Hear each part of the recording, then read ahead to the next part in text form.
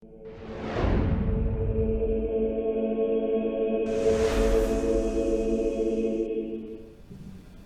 Ibu, saudara-saudariku yang terkasih, dalam nama Tuhan kita Yesus Kristus. Pada hari ini kita memasuki minggu ketiga masa Advent yang dikenal sebagai Minggu Gembira. Gereja mengajak kita untuk bergembira karena kedatangan penyelamat kita sudah dekat. Perwujudan dari bagaimana kita mempersiapkan diri menyambut kedatangan Tuhan, Yohanes Pembaptis mengajak kita dengan bertobat. Berarti kita mempersiapkan batin untuk menyambut Tuhan. Memang tidak dapat dipungkiri, saat Yohanes tampil, banyak orang bertanya-tanya mengenai siapa dirinya. Apa dia Mesias yang dinanti-nantikan ataukah Elia?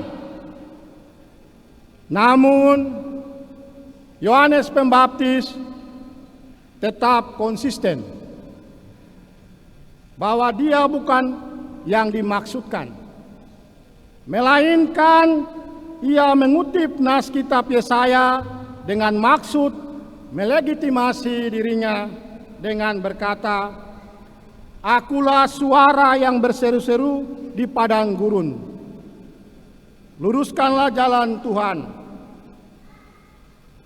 Perkataan itu masih kurang diyakini oleh orang Farisi, maka mereka bertanya, "Mengapa engkau membaptis kalau bukan Mesias, bukan Elia, dan bukan Nabi yang akan datang?"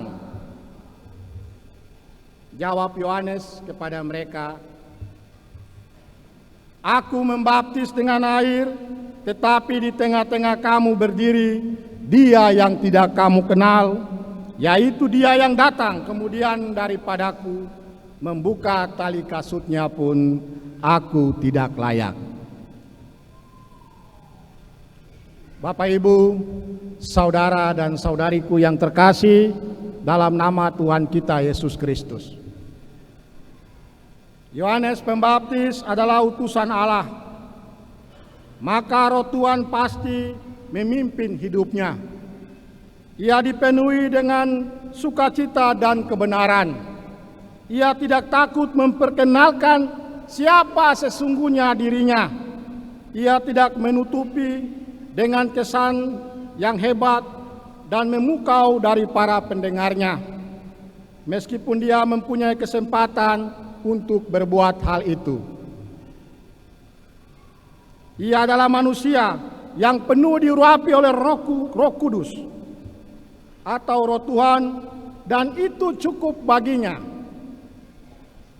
Dia bisa saat itu berkata, "Saya ini sudah Mesias," tetapi dia tidak buat demikian, karena dia tahu tujuannya jelas, hanya mempersiapkan jalan bagi Tuhan.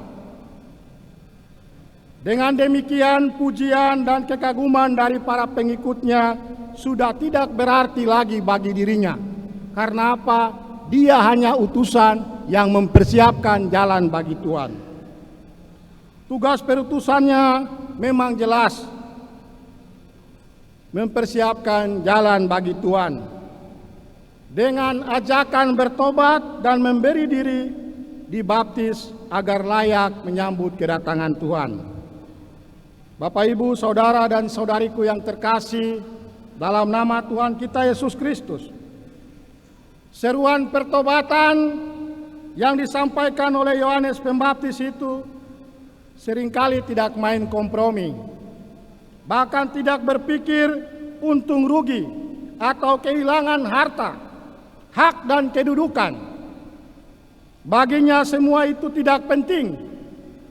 Dalam konteks ini ia menegaskan bahwa kebobrokan, kejahatan, dan kesalahan semuanya itu harus diperbaiki.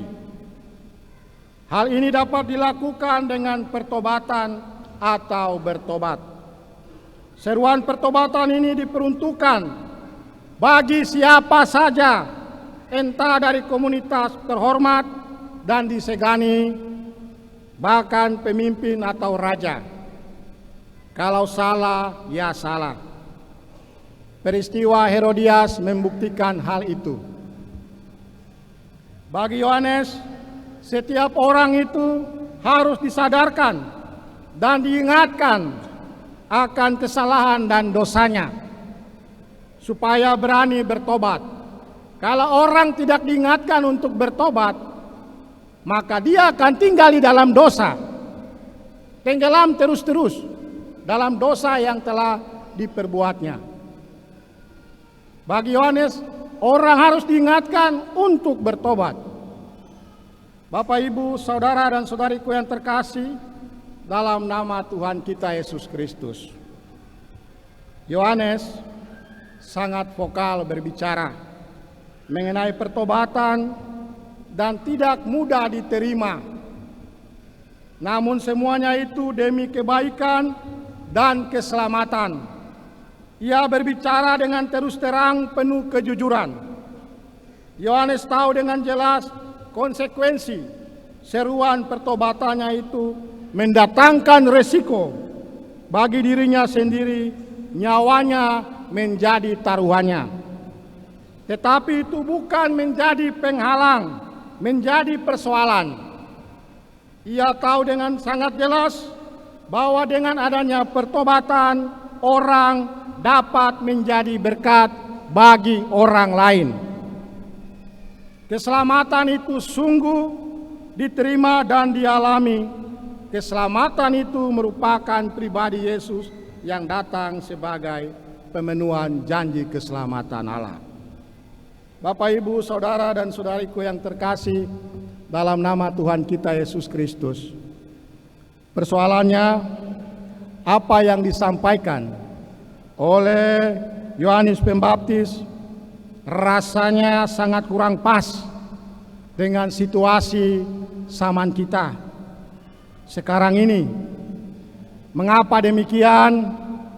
Karena kita seringkali bersembunyi di balik kata-kata manis, penuh kompromi, bahkan tidak tahu malu hidup di dalam dosa. Seruan pertobatan yang disampaikan Yohanes Pembaptis merupakan seruan yang disampaikan kepada manusia untuk mempersiapkan diri, menyongsong, menyambut Dia yang membersihkan kita dari dosa. Namun dalam konteks ini, Yohanes menegaskan bahwa pertobatan hanya tidak boleh sekedar kata-kata saja, melainkan pertobatan itu harus menghasilkan buah yang nyata. Bertobat atau metanoia berarti perubahan hati dan berganti haluan arah kehidupan.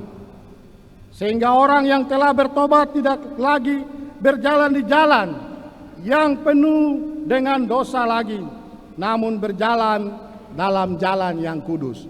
Kalau bertobat berarti engkau berada di jalan yang kudus.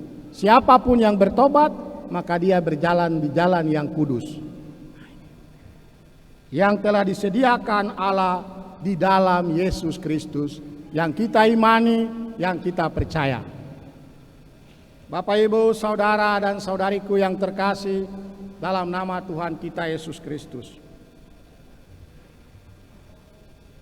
menyambut kedatangan Tuhan, pertobatan merupakan syarat utama yang harus dimiliki setiap kita.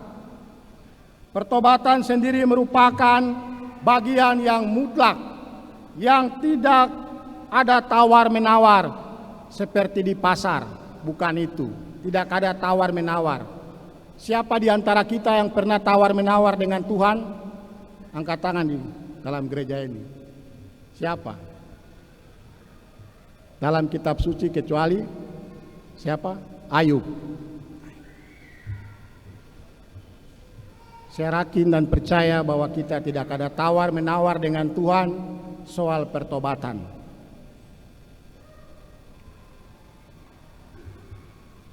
Dan menjadi pesan bagi kita untuk menyambut kedatangan Tuhan, karena kita tidak akan mungkin memperoleh anugerah keselamatan kalau kita tinggal di dalam dosa dan tidak menunjukkan sesal kita. Pertobatan adalah buah dari iman kita akan Yesus Kristus.